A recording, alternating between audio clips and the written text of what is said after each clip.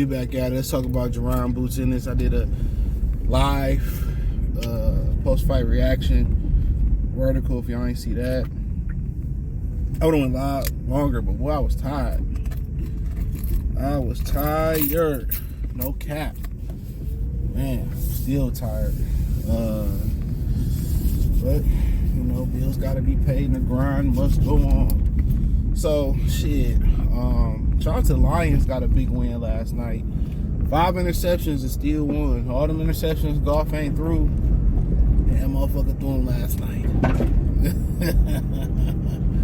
We still won in Houston. Took over Houston. They was having Detroit versus Houston little concert thing down there. And I don't move and shake with them type of people. Though. No offense to y'all, Detroit. Y'all ghetto Detroit niggas. I'm good. You gotta stay away from these ninjas. My Tommy Davidson voice. Who is these ninjas? We gotta stay away from these ninjas. But yeah, you know, I'm gonna talk about Boots. You know, contemplating going up to 54. He didn't say he was going up, but contemplating, and then you know his daddy advice in the corner. Now, you know, a lot of people. I listened to Bushido Boxing Live, and he said that he think Boots kind of looking a little bit drained. Yeah, Boots hitting them late 20s, early 30s. I told y'all.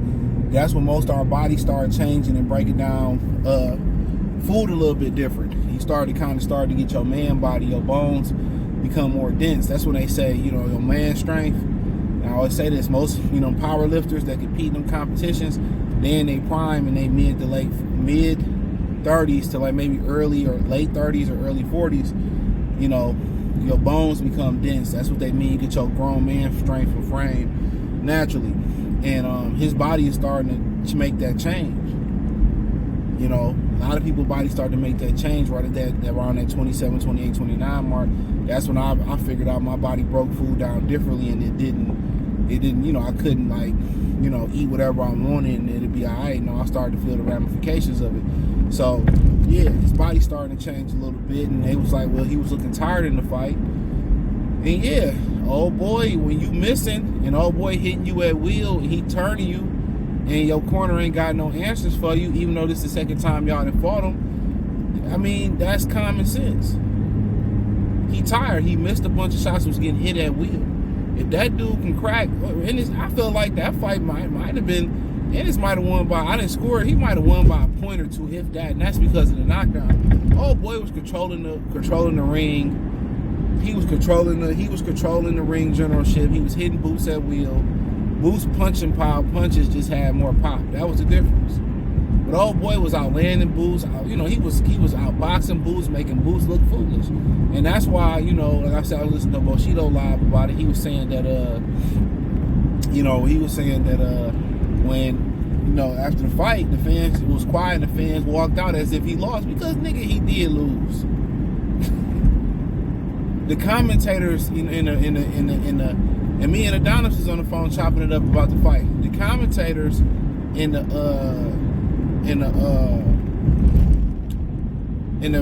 the biased reviews that the Zone show, I mean, the biased replays that they show is what really swayed a lot of opinion. Oh boy, was giving him a boxing lesson.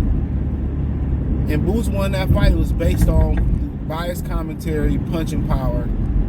You know, and him being at the crib, he ain't like flat out whoop that dude. And that's what they came to do. And I'm gonna talk about that in a minute. But you know, him going up to 54, I mean, people say his power might not translate or his style might not translate. I mean, I can't really call it.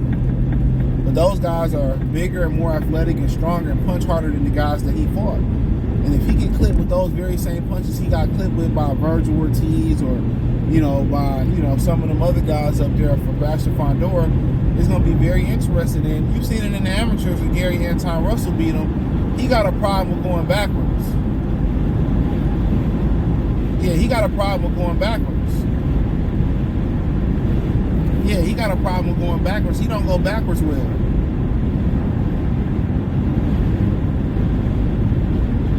He don't go backwards well. He do not go backwards well.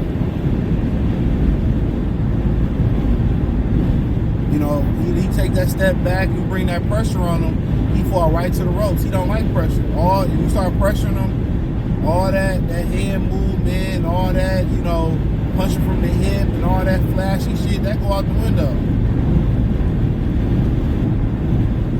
That shit go out the window.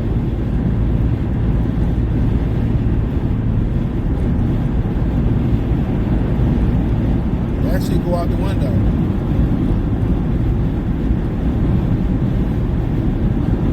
So, yeah.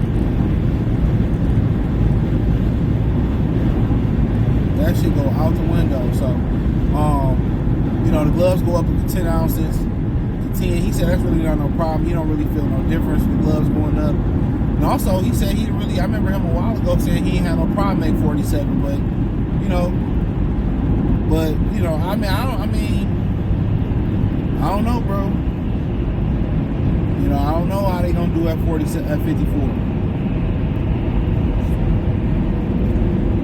I really don't. That's a great question. I don't know how they gonna do at 54. But I mean, what we seen about him in his prime. Him in his prime, I mean, this dude he's just cruising. I ain't mad at you. Okay, damn. All right, you can get off. Thank you. Appreciate it. But we seen him in his prime, you know, at 47. I mean, yeah, he looked pretty strong. He throw everything at the same speed, like Bushido said, and all that, you know, all that glitz and glamour and flash in the pan shit. That shit over with. That shit is over with.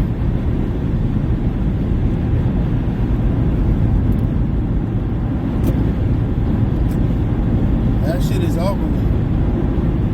So now he looking ordinary. He ain't as good as people think he is. His defense ain't as good. You know, maybe it might entice somebody to get in the ring with him. So they talking about him and the deal with him and Virgil might go down. So let's get it. I mean, that's what they want to do. Virgil, people forget Virgil didn't look good his last album. Virgil did not look good his last album. And that's a fact.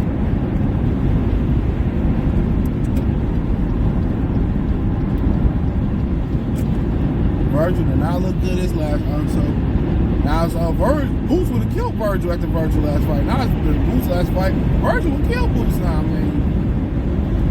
We'll see. And then Boots after the fight was like, well, you know, if I get a bigger opponent, you know, a bigger name opponent, I'll turn up even more. And I really couldn't get up for this fight, making excuses. Making excuses. Making excuses. So I don't know. Maybe he can entice people to get in the ring with him now. Now, Daddy was giving bad advice.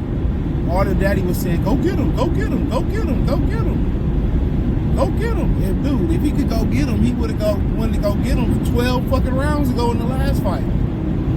If it was so easy to go out there and go knock him out, y'all would have did it the first fight. We wouldn't even be talking about a second fight. Tell your son how to go out there and get the knockout. Tell your son how to go out there and get the knockout. What he should have told him was get back on that jab. I think that jab went out the window after the first couple rounds. He should have told him how to get back on that jab. No did he? Take the legs away. That's what he told him. Should have told him in the first fight. Go to the body, Boots. Jab him. Go to the body. Take away that leg movement. Then we start going, you know, take him out. Then we're gonna try to take him out to the head. No did he? But just tell him to go knock him out like he supposed to know what the fuck to do. He supposed to know what to do. That's crazy. That's crazy.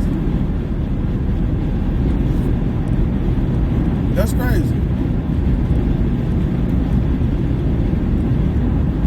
It's like you getting a complex table to put together or a piece of furniture and it don't come with no damn instructions. Just put the table together. Just put the table together. You should be able to figure it out. Put the table together. Put the table together. You know what I'm saying? Like, all right, bro. Like, just tell me how. Give me some instructions. And what he should have told him was keep, don't let that jab drop off. Keep jabbing and attack the body. Take away his legs by jabbing to the body. That's what he should have told him. Jab was working for him. Keep jabbing. Touch the body. If you can close the gap on him, then attack the body. Don't worry about the head. Keep attacking that body. Just go get him. Just go get him. Just go get him. If he can go get him, he would have did it last fight if it was that easy. This time, this dude came right at him. So what was the excuse? In the first couple rounds, he was jabbing, coming behind that jab, and then the jab just dropped off. Then the jab just straight up dropped off.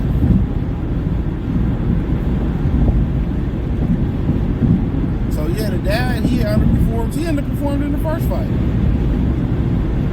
Now you got some people saying he need a real fucking coach. These daddy coaches ain't looking too good out here. Former fighters and not former fighters.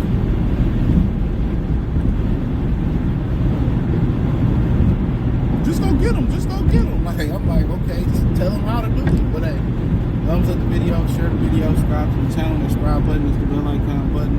Hit all notifications, increase your chance, get notifications. We go live or drop video. And come on the channel, Cash App, $CJ Good 313, Venmo CJ Good 313, PayPal link description. Hit the link tree, find me on X, Instagram, Spotify, Anchor, Cash App, Venmo, PayPal, Amazon Music, Kick, Twitch. Check out the Patreon. Won't be disappointed. All that's inside the link tree.